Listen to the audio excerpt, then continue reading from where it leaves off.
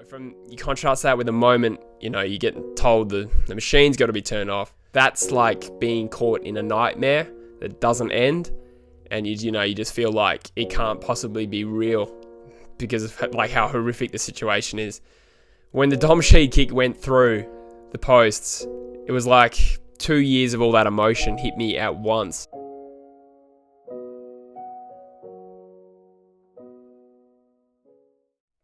G'day guys, welcome back to the True Footy YouTube channel. In today's video, I'm going to be doing something a little different. I'm going to be talking to you about the story, I guess, of how I discovered the great game of AFL and how I discovered my love for the West Coast Eagles, and basically just open up about the extent to which the club and the sport means to me, and just how much the 2018 flag meant to me as well. So this is probably one of my least pre-planned videos. I haven't really written out anything to read from or anything like I usually do, so it's just going to be me speaking from the heart for most of it. One thing I'd say a lot of people who watch the show probably don't know about me is that I actually didn't grow up in Australia. When I was 0 years old, I lived in Bangkok.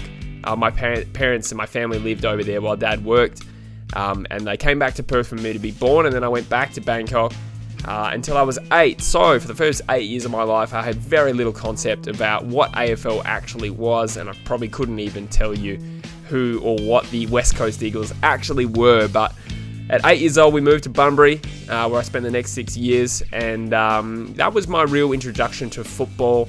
Obviously, being a Perth family, the West Coast Eagles were the club of choice, and I certainly wasn't going to go against that. I do remember actually for one glorious week, I did dabble with supporting Essendon.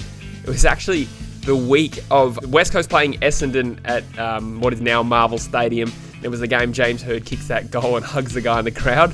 For that week, I was a Essendon fan, like leading up to that game, and then, for whatever reason, after that I got bored and went back to the Eagles, but I did have a pretty good week as a Bombers fan, you could say. But anyway, got my first taste of footy. Around back then, I used to be a handy cricketer, so that was my sport of choice, but I did still have a big place in my heart for the West Coast Eagles, who were pretty much like a middle-of-the-road side back then. I think they came 8th the first year I watched footy, and then 7th, and then 7th. And then a big jump up to 2nd in 2005. So in my eyes, my perception was actually that the Eagles were kind of like a fighting middle-of-the-road side, whereas now the perception may be that they're sort of like a big, successful club. So that's what I think really made me enjoy the leap up the ladder in 05, playing the Swans in the Grand Final. But to put this in perspective, I guess the one thing that's telling is that in the 05 Grand Final, I wasn't actually that devastated that we lost. I was only about 11 years old at the time, so maybe I didn't really appreciate the magnitude of being in a Grand Final, but I remember not being able to watch the last 5 minutes, and I think the overriding emotion was anger, just that I was just pissed off we were losing, and I hated Michael Gardner for the rest of that afternoon. But to be honest, it didn't really mean as much to me, the sport in general, as it did 12 months later. In 06, the Eagles were top of the ladder pretty much the whole season. So my parents bought Grand Final tickets in 06, and we happened to play Sydney again, of course. And we ended up winning by a point, as you very well know. At the time, that was probably the greatest day of my life up to that point at 12 years old. It was a family trip to Melbourne with my parents, and I have fond memories of the siren going and having my arm around a parent in each arm and singing the Eagle song after the game. And that is just a really special moment for me. But I think, funnily enough, the year after that, in 07, was the year that I almost lost interest in football altogether. Obviously had the Ben Cousins saga. And I think just the fact that the Eagles were favourites most games and we'd already won a flag, my interest really started to dwindle. And to put it in context, I remember, this is the only time in my life this has happened, but a weekend came and went, and it was about Wednesday of the following week when it first occurred to me, oh shit, what happened to the Eagles game? And that, I've literally never done that before or after, I think. So that really was where my head was at in 07. We actually ended up moving overseas again that year, moved to the Middle East to a place called Abu Dhabi, where I would live between 2007 to 2013, so a huge chunk of my sort of adolescent childhood period. Again, I was still into cricket then. I used to play reasonable level cricket. We did some international tours. I played in the UK. So at that point, cricket was still my primary sport and AFL was a bit secondary to me. But I think at the end of 09, had a girlfriend and had a bad breakup, first real big heartbreak from memory. And I think my coping mechanism was to really throw myself into the Eagles. I think that's the great thing about footy. It's the escapism to get away from, your normal life. And, teenage breakups are hard. And it's funny now to contrast that. I think sometimes I need escapism from footy because that's how seriously I take it. But I got obsessed with the Eagles rebuild. I discovered bigfooty.com, became a bit of member there for literally 11 years. And I remember getting obsessed with the idea of Nat Nui, Luke Shuey, Tom Swift, Ashley Smith, future guns of the West Coast Eagles leading us to premiership glory. I think Kobe Stevens as well made his debut around that period as well. Ashton Hams, Andrew Strike. Some of these players are some real no-namers in hindsight, but I remember being so pumped about that side. And even though we won the Spoon, my passion, I could tell I was never going to stop loving this club. By that point, I was too far gone. Even at that point, winning the Spoon, I was already, having fantasies about what it would be like when the siren went on our 4th premiership. And that was, that was something I just thought about as being the one thing I wanted more than anything in my life. It was on my bucket list to be at the MCG, hear the siren go, and just be able to embrace whoever was around me because the Eagles had won the bloody flag. Of course, 2011, we would rise into the top 4, dip again, and then by 2015, we made the grand final, and it should show you how passionate I was in 2015. I literally got in Louis' van, and we drove together across the Nullarbor to attend this game against Hawthorn. I thought we were ripping chance. Felt like we were the best team that year. And of course, we got annihilated. But to be honest with you, in hindsight, I can say this now, I'm not too devo that happened because A, I was really hungover, but B, I wasn't with my dad, and I think that was a really important part of 2018, which I will get to shortly. I think in those circumstances, I think it made 2018 more special, having lost 2015. Again, we had a little dip in form after that again. 2017 was another year that really tested my passion. I was never going to stop loving the club, but I remember feeling a bit disenfranchised. We had an old list. I guess we didn't really have too much youth on the list that was fit, but we were also just playing the same old blokes, just dropping Redden, bringing in Redden, dropping Wellingham, bringing him in. Will Schofield was in and out of it every second week, and it was just like, what am I actually watching this for? Other than the 2 games at the end of the year, which really, really reignited my passion. So going into 2018, my expectations were low, although we were starting at Optus Stadium, and for the first time in our lives, Dad and I were actually members of the Eagles, and there was a rebrand happening, and the new jumpers looked sick, so I was pretty excited going into round 1. We ended up getting torched by Sydney, but I remember walking away from that game thinking, gee, we played a good game of footy there, and we lost by 5 goals, but I actually felt like maybe we weren't the better team. Buddy Franklin kicked 8, but it was a lot better than I was expecting for a side that I expected to kind of almost have a rebuilding year. But then after that, we literally went on a 10-win run, which was phenomenal. And I think it was round 9, sometime in May. Dad and I went to the Eagles Richmond game where we won by nearly 50 points. And it was literally after there, round 9, that we booked our tickets to the grand final. The rest of 2018 was an absolutely wild ride. Had some of the best and worst moments of my Eagles supporting life. Obviously, the Gaff Brayshaw hit, probably one of the darkest moments in my footy. That sounds dramatic, but it was probably the worst I felt as an Eagles fan. I've talked about it before on the channel. Nick Nat does his second ACL, and it just felt like the adversity was starting to pile up. But then you also had the drama of that Jeremy McGovern mark after the siren, or on the siren rather, kicked the goal to beat Port again for the second time in less than 12 months.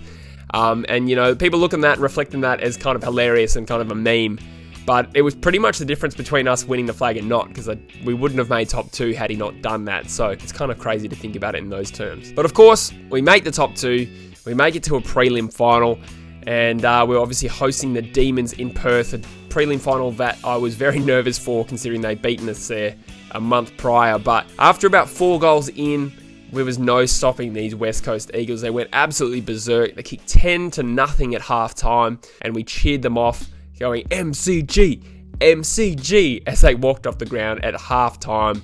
And I remember that 3rd quarter, there was just a random routine switch across the back. Liam Duggan, I think, passes to McGovern, who drives the ball forward, and it hits me that we're going to be playing in the grand final 7 days later against Collingwood. And I was wearing sunnies, and I didn't let my dad see, but I was actually in tears because that's how important making this grand final and trying to win a premiership was to me. And, it was just such an emotional year in that respect.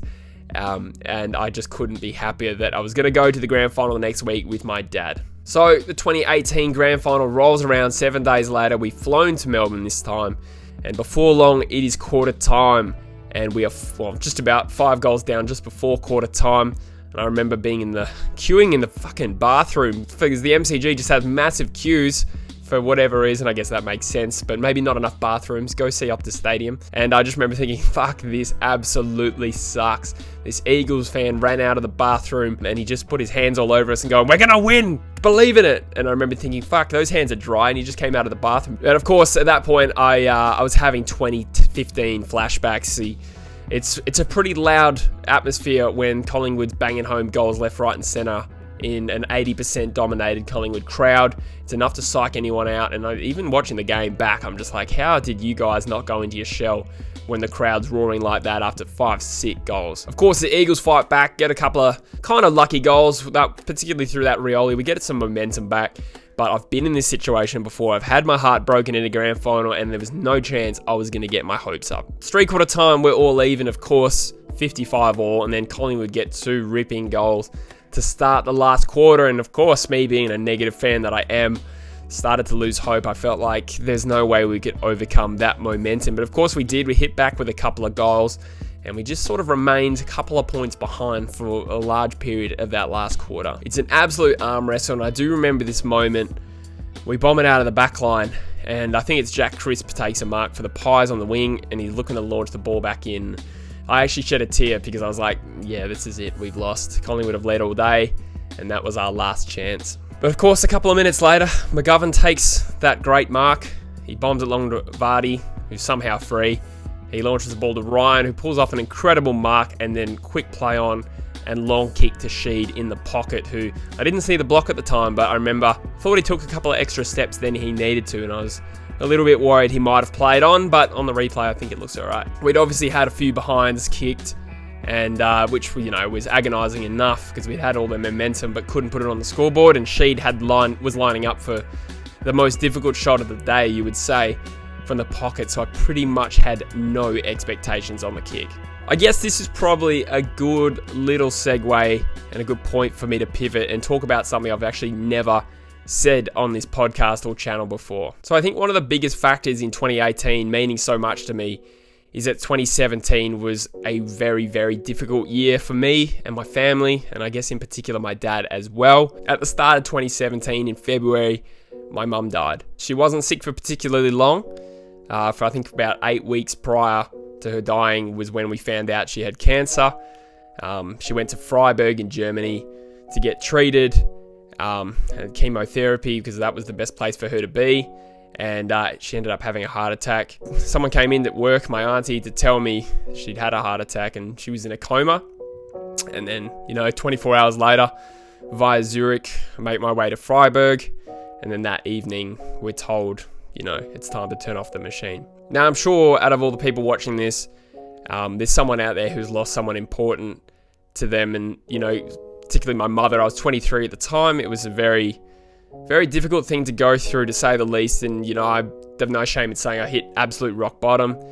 It's something that just never, when you lose someone close to you, it never really leaves your mind. And I remember thinking it was about 12 months before I felt like a normal person again. And I think that's important to mention for this 2018 grand final as well, because it was just when the Dom Sheed kick went through the posts, it was like 2 years of all that emotion hit me at once. Obviously, Freiburg was like the lowest point of my life, and I'm privileged to say I've had a very good life, other than, that happening really.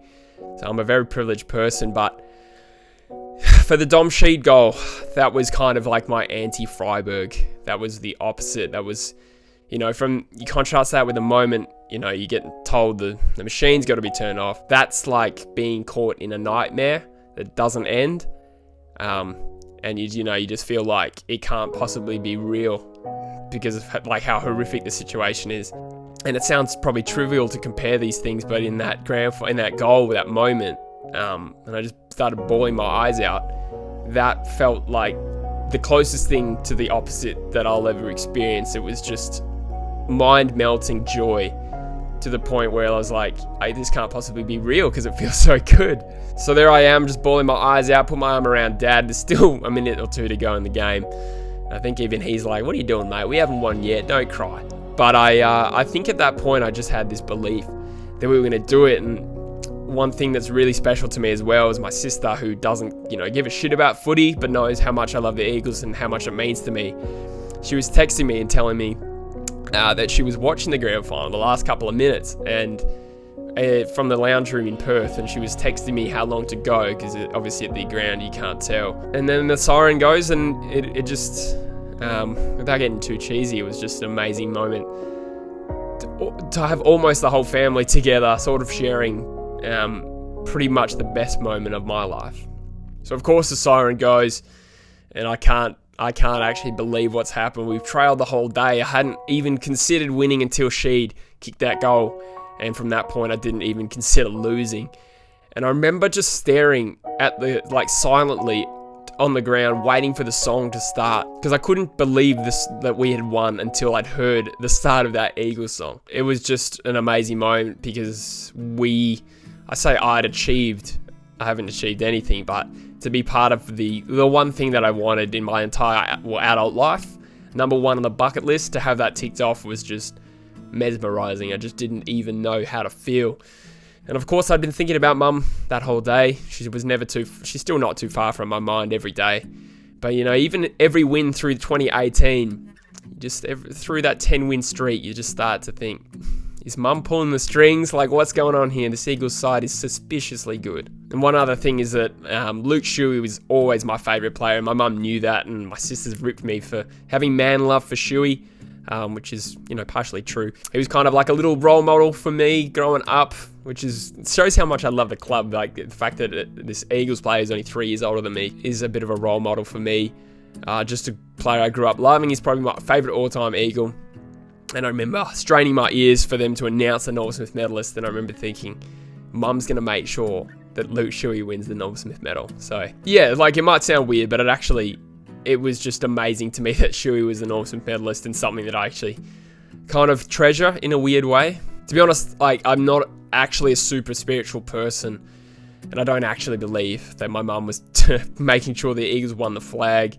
But it's just obviously when you're grieving, which I was, you kind of see everything through a grief-tinged prism, and it's never really too far for your mind. So it was just easy to sort of justify or convince myself that maybe there was something in the heavens pulling the strings. And of course, logically, that doesn't make sense. I mean, I think of someone like Tom Cole, whose dad passed away in before round one of that season, and missed his son's debut. And then his son goes on to be a premiership player in his first year, added to all the 100,000 people in there with conflicting, desires for that game. And then on top of that, the millions of Australian fans around the country, all with a vested interest in the grand final. But I always just thought it was nice that I felt like if Mum could have given me anything, and my dad as well, she would have given us the Eagles grand final. She would have picked Collingwood because of Eddie Maguire, and she would have picked Luke Shuey for the Norm Smith medal. Now, this video got surprisingly deep, and I don't know if you were expecting that from this video today. I guess the reason is to open it up is just because, maybe to let you guys know a little bit more about me, because this event, these two events are a huge part in shaping who I am as a person. But also further to that, I also kind of want people to embrace their passion for sport and not try and hide it or diminish it in any way. Sport's a funny thing, especially girls who generally don't like sport as much will probably find it hard to fathom why we enjoy people pointlessly kicking a ball around a field, 168 games a year. Is that even right off the top of my head? I used to justify it as it's like a reality TV show that we liked, emotionally intertwined into who I am as a person, and I think that's something we shouldn't shy away from. If you love sport, if you love your team, embrace it, because as far as I'm concerned, sport is one of the only things in life that can give you that unbelievable feeling of just pure ecstasy. And I know there's technically drugs out there, but think about it, how many things in life can give you that mind-melting moment where you just lose your shit at pure joy? There's not too many things. And your club winning a premiership, it's just, for me, that gave me that, and that's why I never really want to analyze my love for the Eagles. It really doesn't affect my life in any other way, whether they win or lose. But to be honest, I'm just gonna happily keep blindly supporting them. So I'm not going to question my love for the Eagles because they've given me some of the best moments of my life, including my anti-Freiburg moment. And more than that, it has to be said, it's the connection with your family that's really important as well. So I like to think Dad and I have a really good connection as people, and it wouldn't matter if we supported the same team or if I didn't like sport, but it's so much better that we have this thing to share. And to be together at the MCG when the siren went twice, those are probably two of the happiest memories of my life, and I get to share them with my dad, who cares just about as much as I do. So, that's something to embrace as well, in terms of your connection with your family and your loved ones. It's so important. And I even think of my girlfriend, and I've never said this to her, but sometimes I get a tear in my eye thinking about her in the living room with her dad, who she's very close with, and they're similar in that they share their football club as their passion, and it's a big part of how they connect. And then she told me when Dom Shee kicked that goal, she started crying too. And I get teary thinking about what that day must have been like for them. I do wish I'd been a fly on the wall. So there you go, guys. Surprisingly and uncharacteristically candid video on the True Footy YouTube channel.